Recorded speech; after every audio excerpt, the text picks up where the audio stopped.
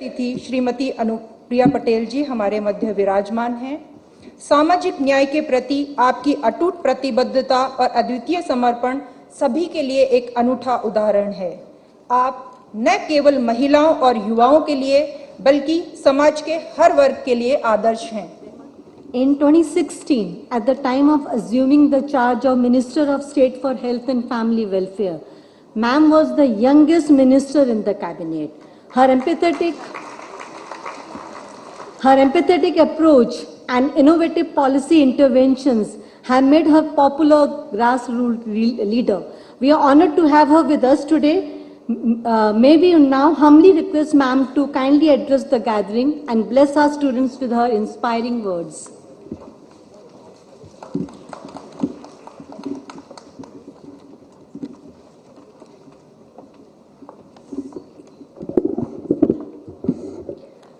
Our guest of honor for today, Dr. V.K. Paul, Member Health, Niti Aayog, Dr. Sunita Sharma, Director General Health Services, Dr. Sarita Berry, Director of Lady Hardinge Medical College, Dr. Anju Seth, Principal, LHMC, and Dr. Harish Pemde, Medical Superintendent of Kalavati Saran Children's Hospital, all the HODs on the dais, faculty members, staff, parents, friends from the media, and all the awardee and graduate students today. A very good morning.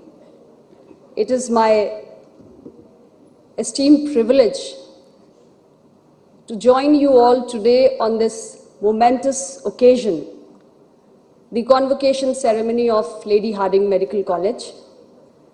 And to begin with, I extend my heartfelt greetings to everyone here on this very, very special and memorable day.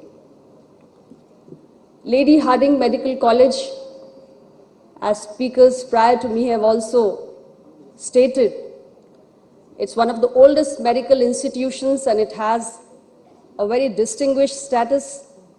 It's older than our parliament, Rashtrapati Bhavan, and it has been a very long journey for this institute for 110 years.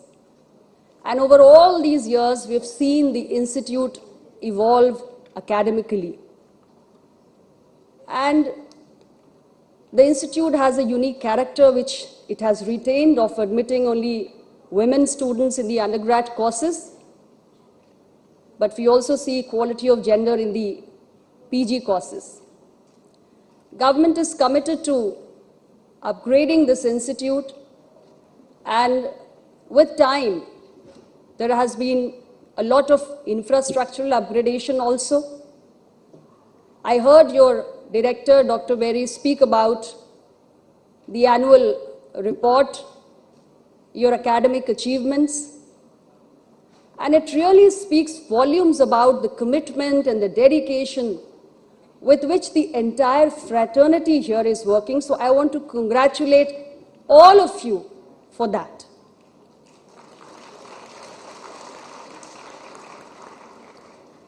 Today, we'll be awarding undergrad degrees to around 240 students and specialty degrees to around 200 students. And with this, the nation will get some more skilled and competent professionals who are going to shape the future of healthcare in times to come.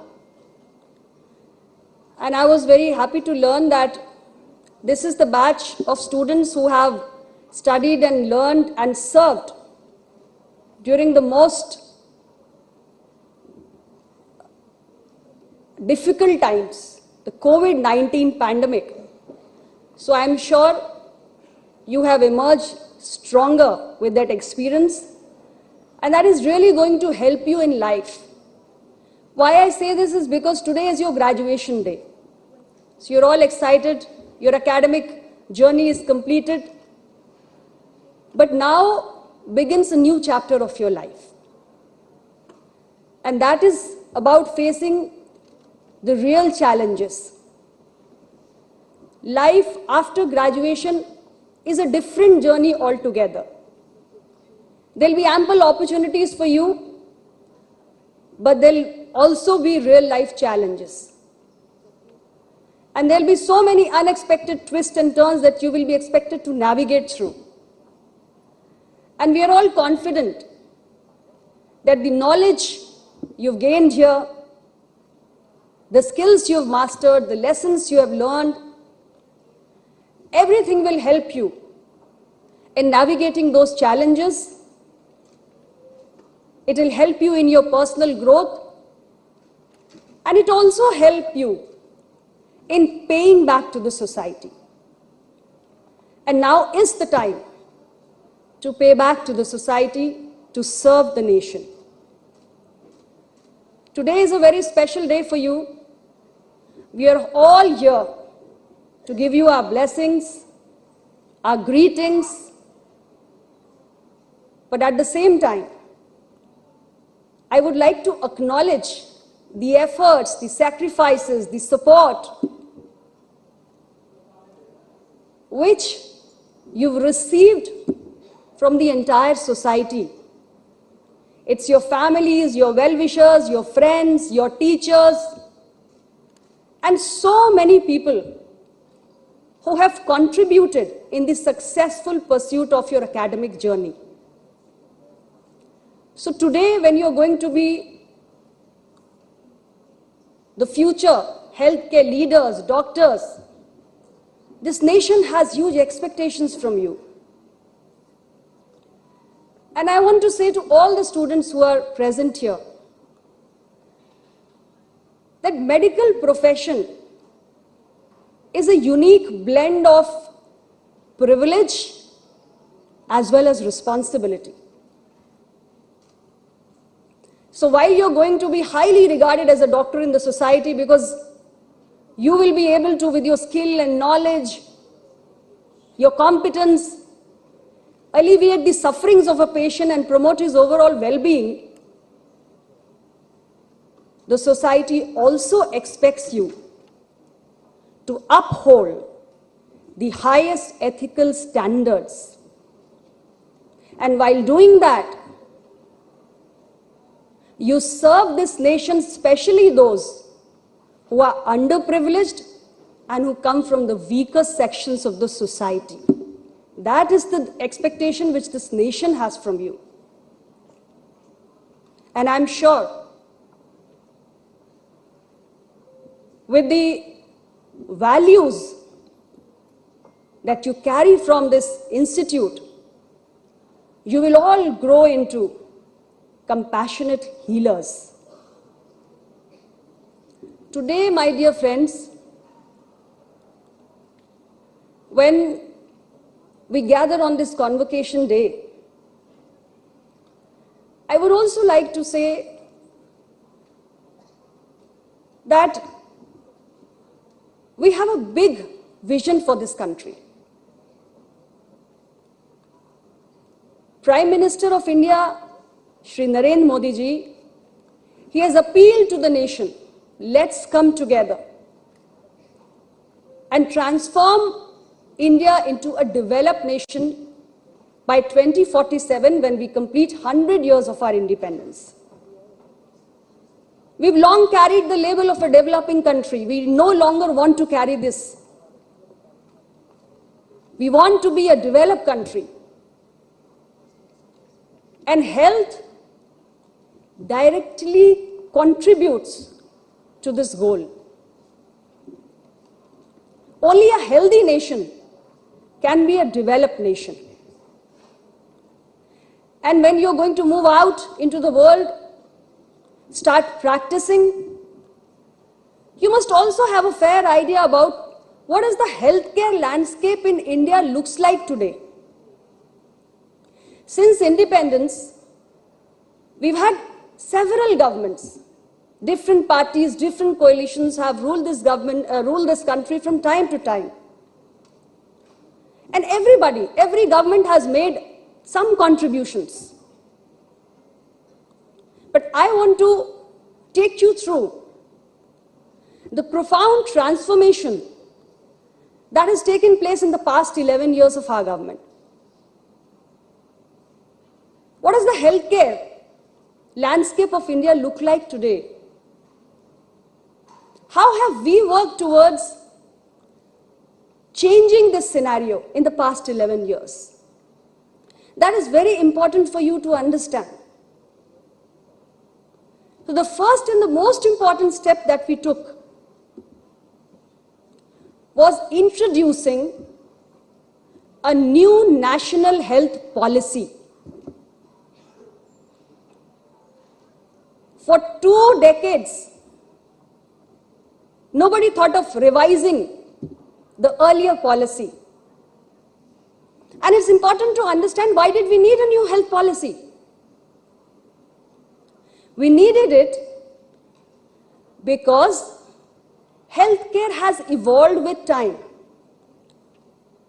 Healthcare today does not only mean curing a diseased patient. Healthcare does not alone mean preventing diseases.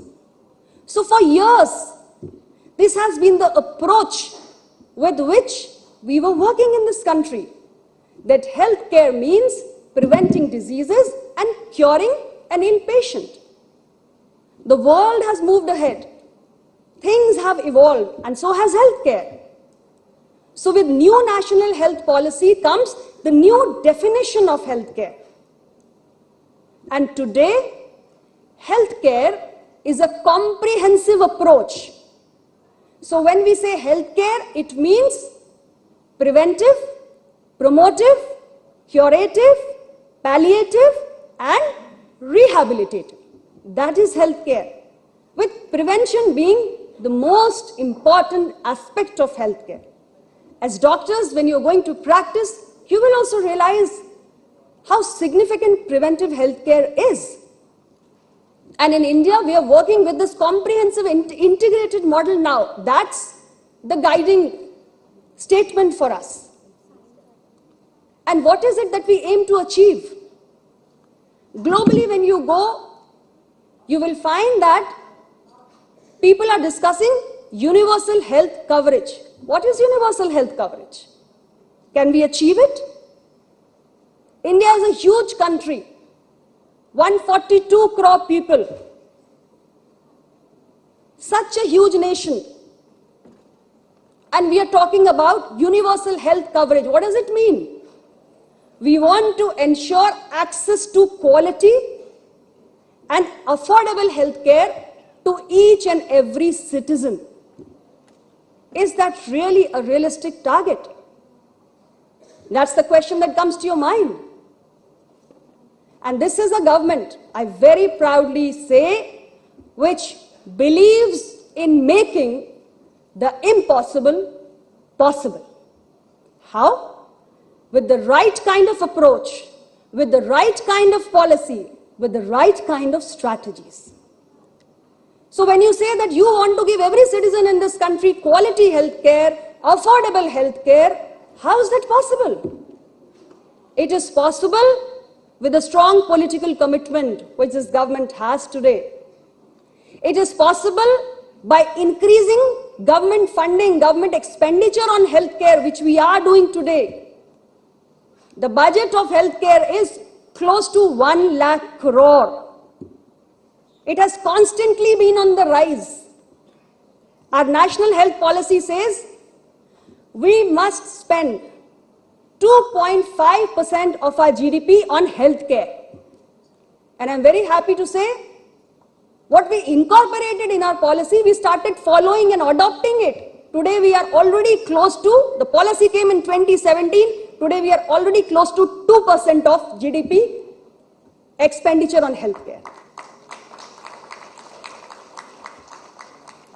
It is important to address the social determinants. You watch on television, you read in the newspaper, this government is giving housing to the poor. This government is running Clean India campaign. You may also be doing it in your own campus. This government is running programs like Jal Jeevan Mission to provide clean drinking water to India's citizens. This government is running Ujjwala scheme to provide clean cooking fuel to our women. What is all this? The quality of water you drink, the kind of settings you live in, hygiene, sanitation, everything contributes to our health. So addressing the social determinants is very important, and our government already started efforts 11 years back to attain the same. Universal health coverage can be achieved when we strengthen the healthcare infrastructure in the country. We are strengthening primary, secondary, tertiary healthcare infrastructure. You will get an opportunity to work in some of those primary healthcare centers in the rural areas. You will see what a wonderful job they are doing. They have transformed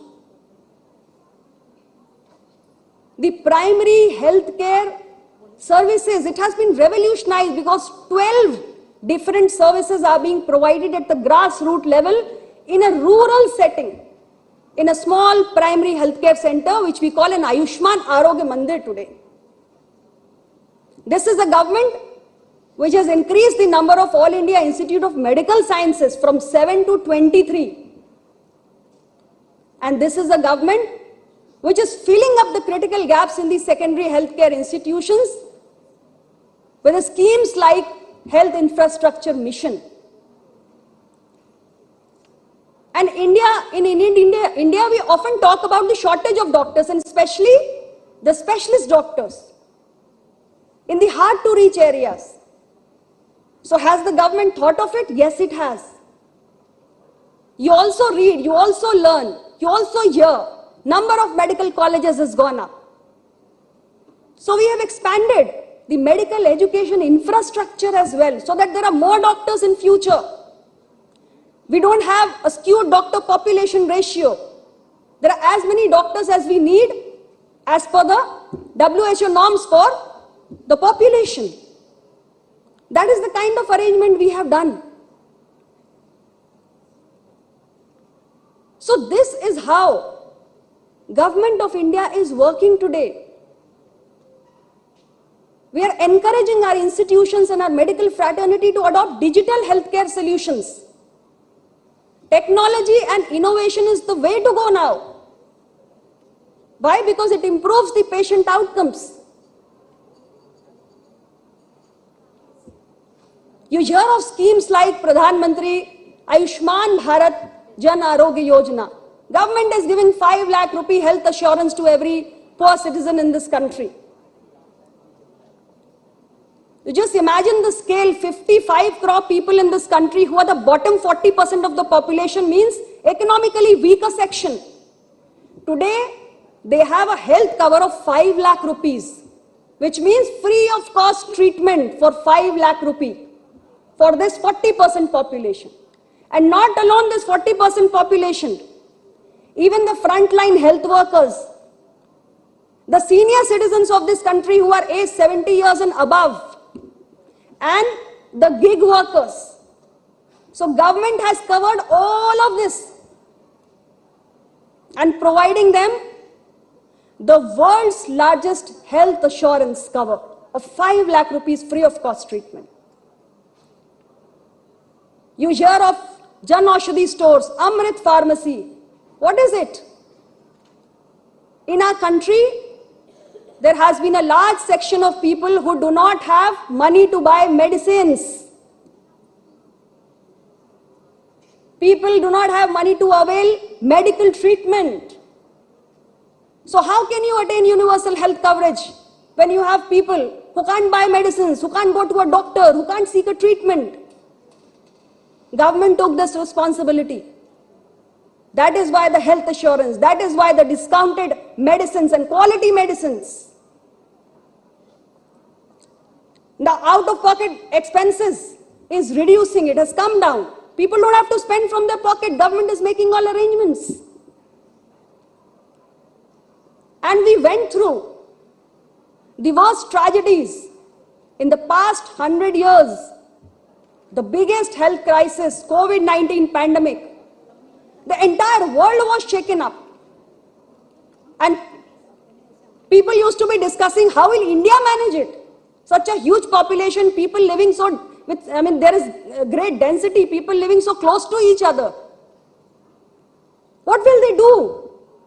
India set an example by running the fastest and the largest vaccination program, administering 220 crore COVID vaccines with double dose, booster dose for all our citizens, and the entire world was surprised with how India has been able to manage the pandemic.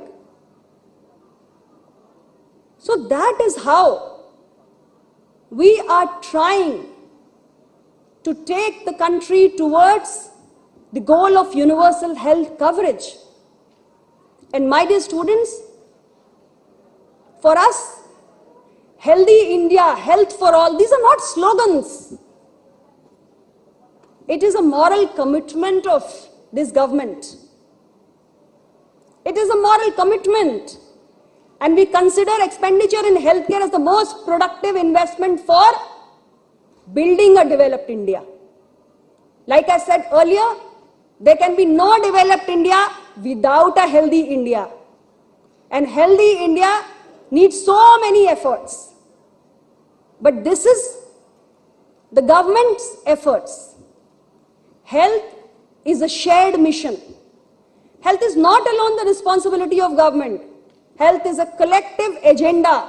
So everybody needs to come together, whether it is the policy makers, the legislators, or the medical practitioners, or the media, everybody, even the community. And only when we consider health as a shared mission can we really create a healthy India and contribute to the larger mission, which is a developed India by 2047. What is your role? You're the future leaders of India's healthcare landscape. What is your role? You have a big role to play.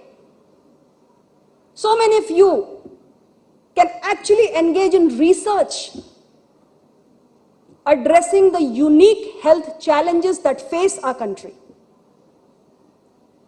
Many of you, in fact, I would say all of you, should adopt more and more digital technology and innovations to expand access to healthcare for our citizens. You can participate in the government initiatives and be an agent of change. There are just multiple ways in which you can play your part. And we all believe in your potential. We are confident you can be an agent of change. So today we are here to appeal to all of you that you carry forward the proud legacy of this institute, where you have spent so many years and you serve this nation with distinction. We are all hopeful that each one of you who leaves the campus is going to be a compassionate healer, contributing towards a Viksit Bharat by 2047. And with this, I once again extend my heartiest greetings to each one of you. And I do hope that you all succeed in all your future endeavors. Thank you very much. Jai Hind.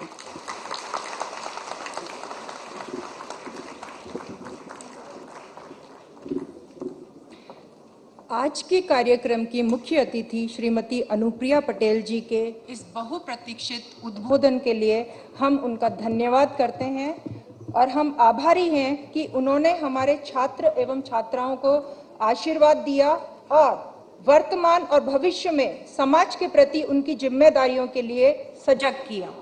आपका हार्दिक धन्यवाद इस दीक्षांत समारोह की गरिमा बढ़ाने के लिए और इसे यादगार बनाने के लिए।